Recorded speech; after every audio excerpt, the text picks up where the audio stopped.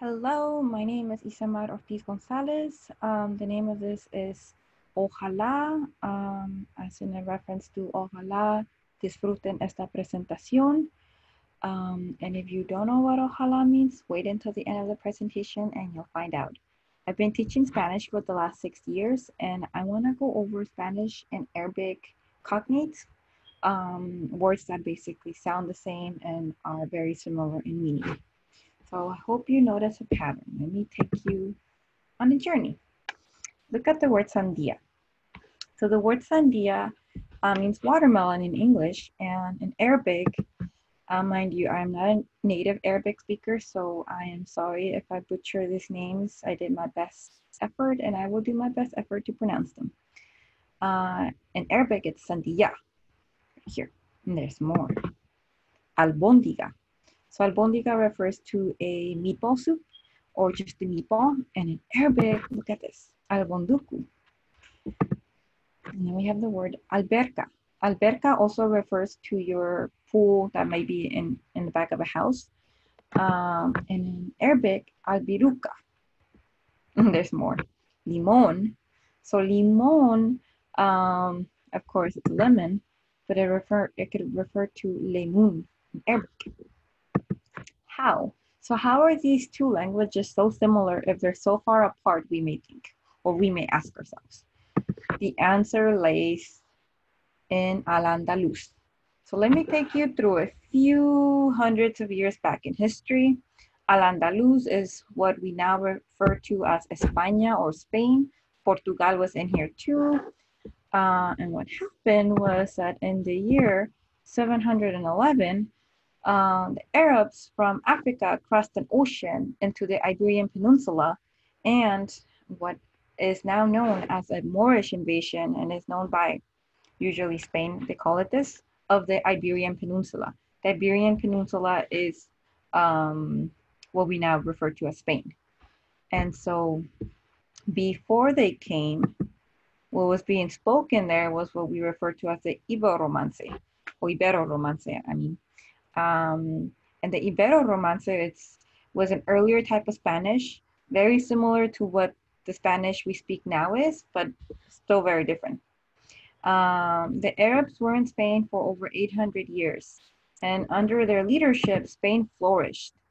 So it wasn't necessarily a bad thing. Spain flourished, and you'll see how, and you'll see the legacy too. The dialect that developed from the Moorish reign in the Iberian Peninsula is what we called Mozarabe. And so you can think about it as Spanglish, basically, but between Arab and Spanish. And of course, just as everything in life, everything comes to an end. And in 1492, the Catholic monarchs reigned out the last Moorish leaders or the last Arab leaders in Spain. They drove them out.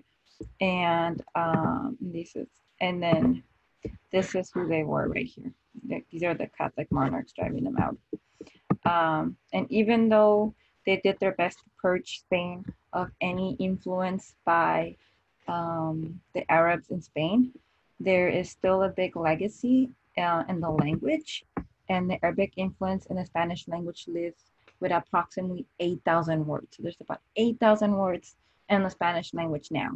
And all that is to say that Spanish always changes. Every language always changes because of different mixtures of groups.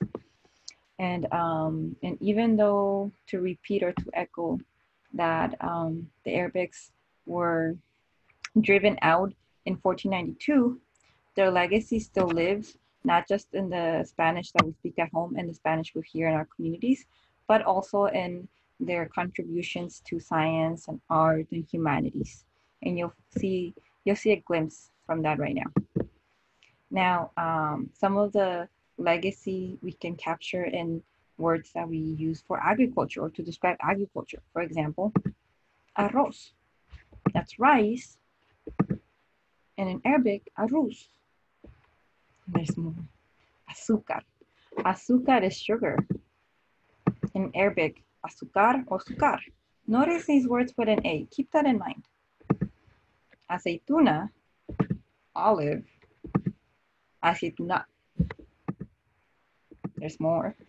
Naranja, orange, orange. Algodón, cotton, algodón. Zanahoria, carrots,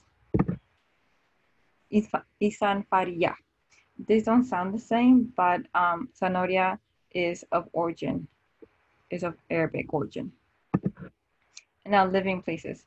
And keep in mind, there's a lot more Arabic words relating to agriculture, but I have to cut the list short. So living places refers to anything that describes where you live, things you find in your house. And let's start off with barrio. Barrio is like your neighborhood. It's just literally, it just means like neighborhood or the hood. That's what it is. And in Arabic, bari. And then there's more, alquiler.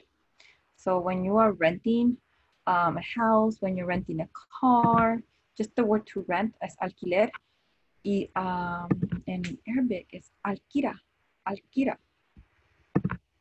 And then azotea, these are really fun. It's a roof. And azutaya. There it goes. Pantalones, something you can find in your household, but really you find in yourself wearing. There it goes. Pantalon. You see how similar that is? Pantalon. Pantalon is in singular form. And then we have almohada. See almohada right there? Almohada. And then we have alfombra.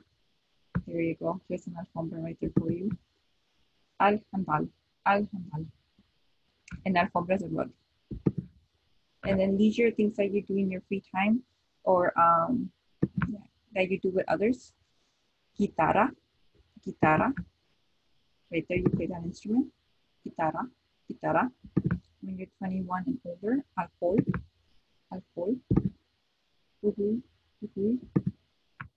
Ajedrez. It's chess, and this game was actually introduced by the Arabs into the peninsula. Before their arrival, chess was not played in Spain. So, asentran. And then science and mathematics. Another big impact of the Arab leadership in Spain for all those years was their contributions to science and mathematics. They were a reign and an empire that was very tolerant of different religions. And because of this, a lot of scientists were able to prosper and to share ideas without the fear of prosecution. And so a lot of the words that they gave to Spanish to describe math and science are also words that then made its way to English. And you see it with algebra. So algebra is algebra. And in Arabic, algabru. Alquimia, alchemy, or alquimia. Alchemy was supposed to be similar to chemistry. Nowadays, when you read the journals of the medieval alchemia, it really sounds like magic playing, but it was science at their time. Cifra, so when you are getting dates or any sort of data for any study or any statistics, we use the word cifra, and that's like data or statistics, and it's cifra. Now, grammar 101 very quickly. So most words in Spanish that are from Arabic origin are nouns. So these are things you can touch. These are ideas you can use to talk about society. And then most words that start with an A or an L, remember how I told you to keep notice? Actually stem from an Arabic article. And an article is, in English, it would be the. So for example, the word almohada, it's actually two words, was two words, and now it's the pillow. So all those words that are A and AL at the beginning were actually two words. It's just the article that's in front of it. And then we just made it all together. Again, language never stays the same. It's never static. It keeps changing. It keeps evolving based on who uses it, how many people speak it, and whatever's in the norm at the time or in popularity. And so here's some more examples. Ojalá. And remember how I told you I would tell you what ojalá meant? So ojalá disfruten de esta presentación. literally means hopefully you enjoyed this presentation, but in a different time, back in time, it would have been, ojalá would have literally meant, God willing, you will enjoy this presentation. And ojalá actually refers to inshallah, inshallah. And inshallah means God willing. So ojalá is an Arabic expression as well, or an expression of Arabic origin. Hasta is until, and in English, or I mean in Arabic, that's ata. And then you have hazaña. Hazaña, when you overcome a lot of challenges and a lot of obstacles to reach your achievements, we might call that a feat. Or in Spanish, hazaña, and in Arabic, asana.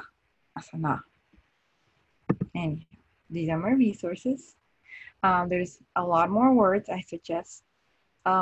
We also can start by reading the book Breve Historia de la Lengua Española. It details the history of the Spanish evolution. Ojalá descansen. That means hopefully you get to rest. If you want to follow me on Instagram and Twitter, here's my handle, Isa del Mar OG. I hope you enjoyed it.